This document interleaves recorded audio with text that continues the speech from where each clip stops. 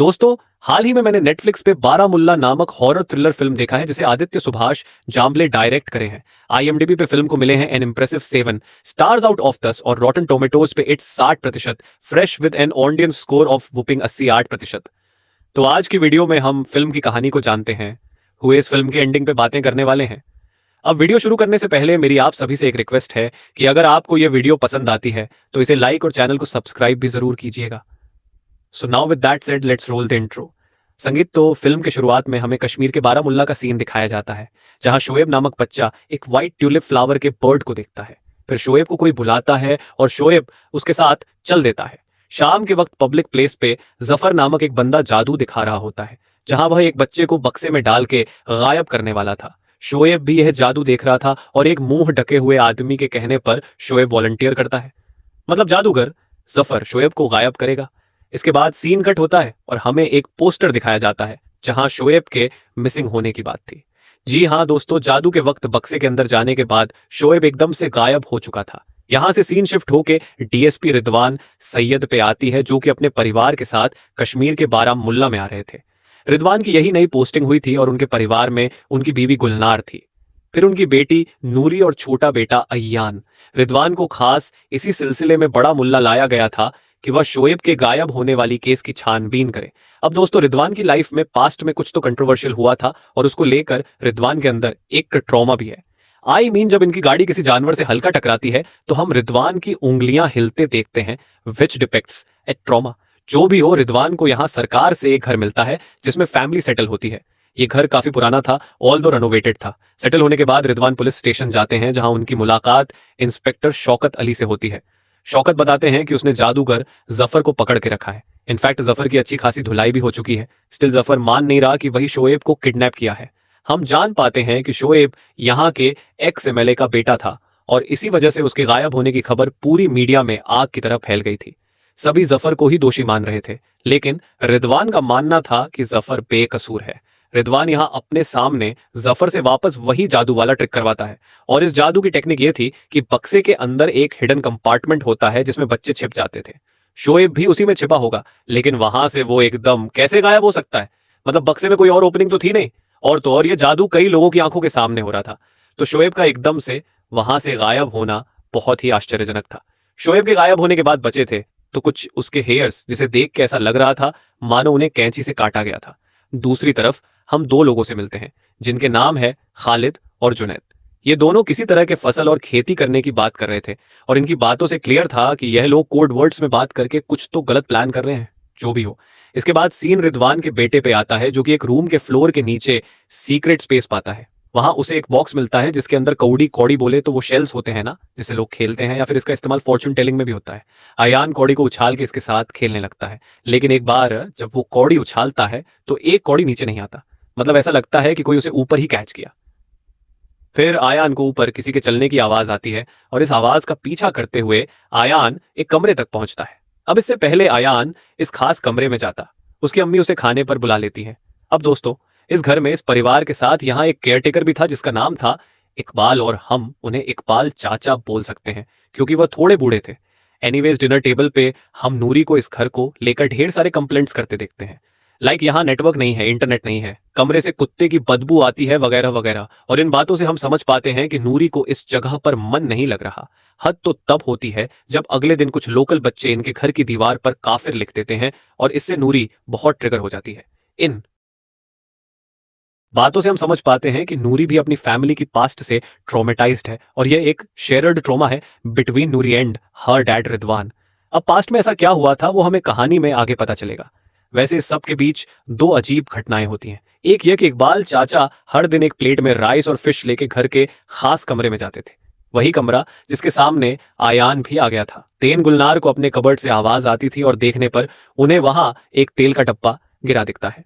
Anyways, आगे हम रिदवान को एक्स एमएलए अंसारी के यहां जाते देखते हैं और वहां वो खालिद से टकराता है। नाउ अंसारी काफी गुस्से में थे क्योंकि उनका बेटा शोएब अब तक नहीं मिला था। मोर ओवर, अंसारी के हिसाब से जफर ही किडनैपर है जिससे पुलिस ढंग से पूछताछ नहीं कर रही। अब अंसारी ऐसा इसीलिए मान रहे थे क्योंकि अब तक अंसारी को कोई फिरौती का कॉल आया ही नहीं था। रैंसम कॉल होता है ना, वो नहीं आया था। इसी सब बातचीत के दौरान रिदवान की नजर एक फोटो पर जाती है जिसमें शोएब और उसके दो दोस्त थे। रिदवान इस फोटो को चुपके से अपने फोन में ले लेता है ताकि वह उन दो बच्चों से बात कर सके जो कि शोएब के दोस्त थे। दूसरी तरफ हम फिर से खालिद और जुनैद को देखते हैं जो कि कंप्यूटर पर किसी से बात कर रहे थे। कंप्यूटर वाले बंदे की आवाज थोड़ी सी मॉप्ड थी और वह कह रहा था कि इन दोनों को खेती के लिए तैयार रहना है क्योंकि उन्होंने अगली फसल ढूंढ ली है। देन हमें एक सीन दिखाया जाता है जहां कुछ बच्चे पुलिस पर पत्थरबाजी कर रहे थे। पुलिस का एक आदमी इनमें से एक पत्थरबाज को पकड़ने की कोशिश करता है, लेकिन तभी दूसरा बच्चा पुलिस पर हमला करता है और दोनों पत्थरबाज बच्चे भागते हैं। इनमें से छोटे वाले का नाम फैजल था जो कि भागते हुए एक पुल पर पहुंचता है और वहां उसे एक व्हाइट ट्यूलिप फ्लावर का बर्ड दिखता है। देन फैजल का भाई आता है और उसे अपने साथ ले जाता है। कमिंग टू रिदवान, वो अपने घर आते हैं और घर की दीवारों में काफिर लिखा हुआ पाते हैं। इकबाल चाचा इसे साफ कर रहे थे और यहाँ रिदवान खुद इसे साफ करने लग जाता है। इससे अगेन रिदवान का ट्रॉमा ट्रिगर होता है। नाउ के दिन रिदवान बारामुल्ला के ब्लूमिंग पेटल्स पब्लिक स्कूल में उन दो बच्चों से मिलता है जो कि शोएब के दोस्त थे। बच्चे बताते हैं कि पहले शोएब सही था लेकिन रिसेंटली उसकी किसी से दोस्ती हो गई थी जिसके बाद वो काफी रेडिकलाइज हो गया था। वो अपने दोस्तों को गालियां देता, देन उन्हें काफिर कुत्ते का बेटा बोलता है एंड ऑल दैट।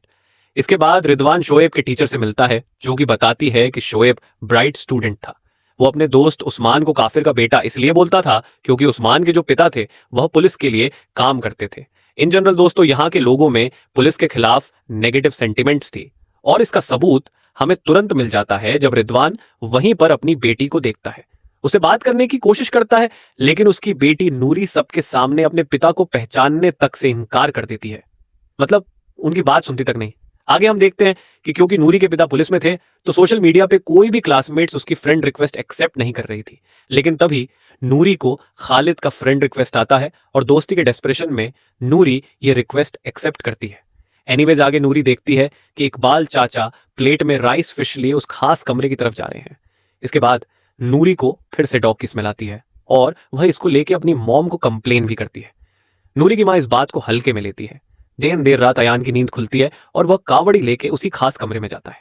कमरे के अंदर उसे एक टोपी पहने बच्चे की परछाई दिखती है जो कि कावड़ी से खेल रहा होता है और यह भूतिया बच्चा अयान का दोस्त भी बन जाता है। आगे हम अयान को इस भूतिया बच्चे के साथ खेलते भी देखते हैं, मतलब उसकी परछाई थी जिसके साथ अयान खेल रहा था। दूसरी तरफ हम उस पत्थरबाज फैजल को देखते हैं जो कि नाव पे परिवार के साथ फिशिंग कर रहा था। तभी उसे दूर पे एक नाव दिखती है और नाविक उसे अपनी तरफ बुला रहा था। फैजल उधर जाता है और अगले ही क्षण फैजल नाव से गायब हो गया था। इतना ही नहीं बचा था तो सिर्फ फैजल का कुछ बाल ठीक वैसे जैसा शोएब के केस में हुआ था। तुरंत ही पुलिस को पता लगता है कि फैजल गायब हो गया है। इनफैक्ट पिछले कुछ समय में बारामुल्ला में इसी तरह से बच्चे गायब होते रहे हैं। अब रिदवान को पता था कि जो फैजल था वह पत्थरबाज था और ऐसे में रिदवान पता लगवाता है कि पत्थरबाजी यूजुअली करवाता कौन है और यहाँ नाम आता है एक लोकल बंदे अफजल का जो कि यह सब ऑर्गेनाइज करता था। अफजल पर अंडर कवर पुलिस नजर रखने लगती है और हम देखते हैं कि अफजल भी खालिद और जुनैद के साथ मिला हुआ था। अफजल जुनैद तक पैसा भी पहुंचाने जाता है, वो पैसे जो कि आतंकवादी ऑर्गेनाइजेशन जुनैद को दे रहे थे ताकि जुनैद सो कॉल्ड खेती कर सके, और ये सारे पैसे पाकिस्तान से आते थे। खेती ऑफ कोर्स कोड वर्ड है फॉर सम टेररिस्ट एक्टिविटी। तभी अफजल का पीछा करते हुए पुलिस इस जगह पे आती है और यहाँ गोलीबारी होती है। इस सब में जुनैद सारे कंप्यूटर वगैरह ले भाग जाता है लेकिन अफजल को गोली लग जाती है और वह निपट जाता है। यहाँ रिदवान को अफजल के पास से एक इंक्रिप्टेड पेनड्राइव मिलता है, लेकिन कुछ समय बाद हम जुनैद और खालिद को फिर से उस कंप्यूटर वाले इंसान से बात करते देखते हैं और इनकी बातों से हम समझ पाते हैं कि इनका प्लान बार बार फेल हो रहा है। कंप्यूटर वाला बंदा कहता है कि इन्हें अब डीएसपी रिदवान की दुखती नब्ज पर हमला करना होगा और अगली खेती के लिए तैयार रहना होगा। इसके बाद सीन नूरी पे आती है जो कि खालिद से टेक्स्ट पर बातें करने लग गई थी और खालिद नूरी को मिलने के लिए बुला रहा था। तभी नूरी को बाहर कुछ आवाजें आती हैं और नूरी फिर से उस खास कमरे तक पहुंच जाती है। कमरे के बाहर नूरी को एक स्टिक मिलता है और इस स्टिक को देख के ऐसा लग रहा था मानो इसको कुत्ते ने छुपाया है। इस पे कुत्ते का सलाइवा था। नूरी फौरन इसे फेंकती है। वहीं नूरी की मां गुलनार को फिर से कबर्ड से आवाज आती है। गुलनार उठ के कबर्ड के पास जाती है और अचानक उन्हें पीछे अपनी बेटी नूरी दिखती है जिसका चेहरा पूरी तरह से फूल गया था। जी हाँ दोस्तों, दरअसल नूरी को डॉग्स वगैरह से एलर्जी थी और कुत्ते के सलाइवा वाला स्टिक छूने से उसे एलर्जिक रिएक्शन हो गया था। रिदवान तुरंत नूरी को दवा देकर उसका रिएक्शन कंट्रोल करता है और यहाँ रिदवान को लग रहा था कि नूरी यह सब जानबूझकर कर रही है ताकि यह लोग इस जगह से जा सकें। रिदवान को वो कुत्ते के सलाइवा वाला स्टिक भी फील्ड में आगे मिल जाता है, जिससे वह अपनी बात पे और श्योर हो जाते हैं। वहीं नूरी ये सब कुछ खालिद से शेयर कर रही थी ओवर टेक्स्ट और खालिद उसे भड़का रहा था। एनीवेज अगले दिन रिदवान की टीम उस पेन ड्राइव को डिक्रिप्ट कर लेती है जो कि उन्हें अफजल के पास से मिला था। इसके अंदर एक फाइल थी जहां उसी कंप्यूटर वाले इंसान की आवाज थी और वो कुछ कोड्स बोल रहा था। इन कोड्स को ध्यान से देखने पर रिदवान समझ जाता है कि कोड्स के इनिशियल डिजिट्स सेम थे विच वाज P2 और इसका मतलब हो सकता है बारामुल्ला। मतलब वो बारामुल्ला का ब्लूमिंग पेटल्स पब्लिक स्कूल है ना, वही रेफर कर रहा है। देन आगे कुछ और डिजिट्स थे जो कि रिप्रेजेंट कर रहे थे क्लास और रोल नंबर्स को। यानी कि दोस्तों सारे गायब हुए बच्चे उसी ब्लूमिंग पेटल स्कूल से रहे हैं और उनके ही क्लास और रोल नंबर्स इन कोड्स में लिखे गए थे। यानी कि इन सब का ब्लूमिंग पेटल स्कूल से एक गहरा कनेक्शन है। दूसरी तरफ हम नूरी को देखते हैं जो कि घर आती है और यहां वो काफी परेशान दिख रही थी। नूरी टेक्स्ट पे खालिद से पूछती है कि आज जो वो वीडियो बनाई है वो सही चीज थी ना। तभी नूरी को कुत्ते की आवाज आती है और इस आवाज का पीछा करते हुए नूरी वापस उस खास कमरे तक पहुंचती है। नूरी अपने फोन में रिकॉर्डिंग ऑन करके कमरे के अंदर जाती है और यहां वो और भी कई डोर्स एंड विंडोज को खोल के काफी अंदर तक चली जाती है। एक पॉइंट पे नूरी को वही व्हाइट ट्यूलिप फ्लावर दिखता है और तभी उसे कुत्ते के ग्राउलिंग की आवाज आती है। नूरी भागती है लेकिन कमरे का दरवाजा बाहर से लॉक हो गया था। नूरी चिल्लाती है और उसके पीछे हम असाधारण स्मोक निकलते देखते हैं जो कि नूरी को जकड़ लेती है। इसके थोड़ी देर बाद नूरी की माँ उसकी आवाज सुनकर इस कमरे में आती है, लेकिन यहां उन्हें नूरी के बस कुछ हेयर्स कटे हुए दिखते हैं। जी हां दोस्तों, नूरी भी गायब हो चुकी है। ये बात तुरंत रिदवान को पता लगती है और रिदवान अपनी बेटी के गायब होने वाली बात को मीडिया से छुपा के रखता है। यहां इकबाल चाचा इशारे में बताते हैं कि वह उस लड़के को देखे हैं जिसके साथ नूरी आजकल घूम रही थी। इकबाल चाचा लड़के की फोटो बनवाते हैं एंड ये ऑफ कोर्स खालिद था। वहीं पुलिस स्टेशन में ब्लूमिंग पेटल्स की जो वो टीचर थी ना, वो आती है क्योंकि रिदवान उनसे बच्चों के roll numbers, classes and sections वगैरह की लिस्ट मांगा था। टीचर पूछती हैं कि नूरी आज स्कूल क्यों नहीं आई और इस पर रिदवान कह देता है कि नूरी फिलहाल थोड़ी बीमार है। रिदवान यहाँ टीचर को खालिद की ड्राइंग दिखाकर पूछते हैं कि क्या वो इसे पहचानती है और टीचर ना कहती है। ऑल्दो टीचर तसल्ली देती है कि वह रिदवान की हर तरीके से मदद करेंगी टू फाइंड मिसिंग चिल्ड्रन। वैसे खालिद की फोटो देख रिदवान को खुद याद आता है कि उस दिन जब वह एक्स एमएलए अंसारी के घर गया था तो वह इसी बंदे से टकराया था। यानी कि अंसारी का परिवार खालिद को जानता है। वैसे अंसारी जो खुद है वह तो पुलिस से सीधे मुंह बात नहीं करेगा, इसलिए रिदवान अकेले में अंसारी की बीवी से मिलता है। वह बताती है कि यह फोटो खालिद की है जिसकी दोस्ती उनके बेटे शोएब से हो गई थी। इनिशियली तो खालिद और शोएब को मजहब की बातें सिखाता था, लेकिन तुरंत ही वह शोएब को उल्टी सीधी बातें सिखाने लग गया था, लाइक भारत देश से नफरत करना, मकसद ना भूलना and all that. Basically Khalid ही शोएब का वह दोस्त था जो कि इतने कम उम्र वाले शोएब को रेडिकलाइज करने लग गया था। यह पता लगता रिदवान खुद खालिद के घर पर रेड करवाते हैं, लेकिन खालिद ऑलरेडी भाग चुका था। वहां इन्हें बस एक मोबाइल फोन मिलता है जिसमें नूरी की एक वीडियो थी। इस वीडियो में नूरी भी भारत के खिलाफ बोल रही थी, मकसद की बातें कर रही थी, यहां तक कि अपने पिता के खिलाफ भी बोल रही थी, उन्हें काफिर कह रही थी। तो हाँ, नूरी जो वीडियो शूट की थी वो यही वीडियो है और इन शॉर्ट हम मान सकते हैं कि जो खालिद बंदा है वो नूरी तक को रेडिकलाइज कर चुका था इससे पहले कि नूरी गायब हुई थी। वहीं दूसरी तरफ गुलनार को अपने घर में एक औरत की भूतियां परछाई दिखती है। देन उसे अपनी बेटी नूरी के फोन की घंटी सुनाई देती है। गुलनार इस आवाज का पीछा करते अपने कमरे के कबर्ड तक जाती है और वह पाती है कि आवाज कबर्ड के पीछे वाली दीवार से आ रही थी। वो तुरंत दीवार के वॉलपेपर्स हटाती है, देन लकड़ी वगैरह को हटाती है जिसके पीछे एक सीक्रेट रूम जैसा था। इस कमरे में शिवलिंग थी, देन हिंदू भगवान के फोटो वगैरह थे। यानी कि दोस्तों यहाँ एक छोटा सा घर के अंदर जो मंदिर होता है ना, वैसा कुछ था।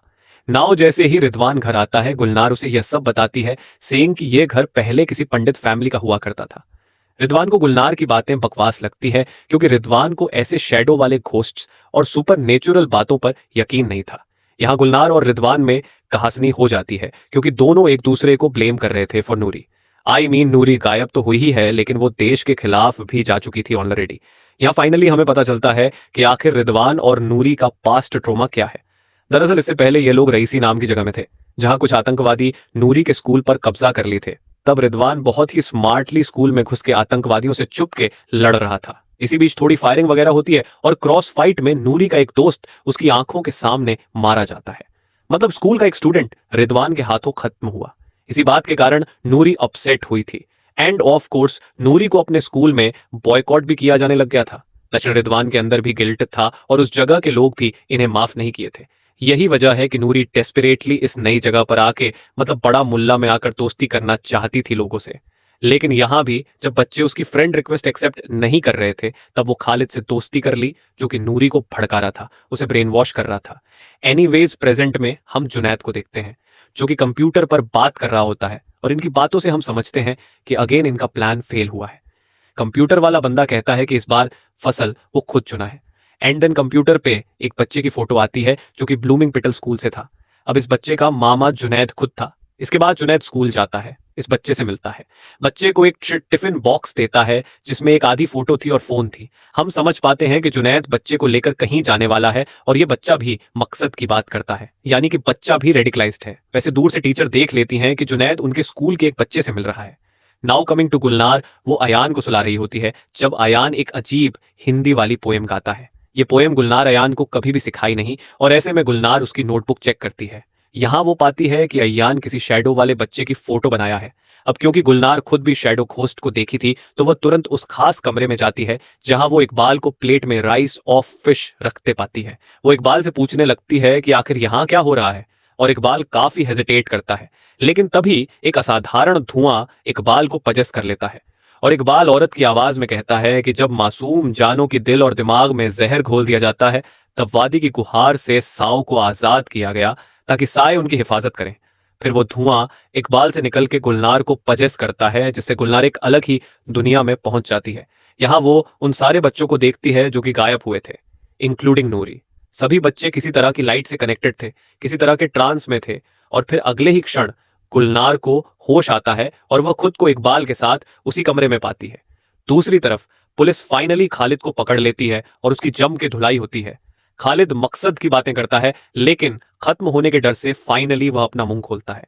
वो बताता है कि कैसे वह जुनैद के साथ मिलकर एक अंडरग्राउंड ऑपरेशन कर रहा था, स्पॉन्सर्ड बाय पाकिस्तान, जिसका कैंप कंगन में भी है। ये लोग बच्चे का ब्रेन वॉश करते हैं, देन उन्हें छुपाकर सरहद पार पाकिस्तान ले जाते हैं जहां उन्हें जिहाद सिखाया जाए एंड ट्रेनिंग दी जाए। इसी प्रोसेस को ये लोग खेती कह रहे थे और ये चीज अफगानिस्तान और सीरिया में खूब चल रही है। इंडिया के अंदर भी ये लोग खेती शुरू करना चाहते थे, लेकिन जिस बच्चे को भी ये लोग चुनते वो बच्चा अपने आप गायब हो जा रहा था। जी हाँ दोस्तों, ये देशद्रोही लोग बच्चों को उठाना चाहते थे, उन्हें ब्रेन वॉश करके सरहद पार भेजना चाहते थे। लेकिन इससे पहले वो लोग ऐसा कर पाते, हर बार वह बच्चा अपने आप गायब हो जाता था और ऐसे में इन देशद्रोही लोगों को लग रहा था कि पुलिस को इनके प्लान्स की भनक लग जा रही है और वही बच्चे को प्रोटेक्ट करने के लिए उन्हें गायब कर रही है। इन शॉर्ट, इन आतंकियों की एक भी खेती सफल नहीं हो पाई थी और उन्हें खुद नहीं पता था कि बच्चे कहाँ हैं। इसी के पैरेलल में गुलनार्ड पुलिस स्टेशन आती है और वह रिदवान को बताती है कि कैसे वह नूरी और बाकी बच्चियों को देखी। वो यह तक बता देती है कि अगला बच्चा कौन गायब होने वाला है। नाव शहर में सब लोग पुलिस के खिलाफ प्रोटेस्ट कर रहे थे क्योंकि हम शहर से इतने सारे बच्चे गायब हुए हैं और पुलिस को अब तक कुछ नहीं पता चला। वहीं जुनैद फाइनली अपनी पहली खेती पूरी करने जा रहा था, यानी अपने भांजे या यासिर को ही सरहद पार करवा रहा था। जुनैद सरहद के उस पार वाले किसी बंदे से मिलता है, देन दोनों फटी हुई फोटो मैच करते हैं। एंड देन ये अनजान आदमी जुनैद के भांजे यासिर को ले जाने लगता है, लेकिन तभी रिदवान यहां आ जाता है और वह सरहद पार वाले आदमी को निपटा देता है। अब रिदवान कैसे आया? ऑफ कोर्स गुलनार उसे बता दी होगी कि वह अपने विजन में किस बच्चे को देखी है जो कि गायब होने वाला है। अब यह जो बच्चा था यासिर, वह निपटाए गए बंदे का गण उठा लेता है, लेकिन रिदवान उसे किसी तरह गण नीचे रखने को मनाता है। तभी एक पेड़ के अंदर से जादुई धुआं निकलती है जो कि यासिर को जकड़ के पेड़ के अंदर खींच लेती है, यानी कि रिदवान की आंखों के सामने से यासिर गायब हो जाता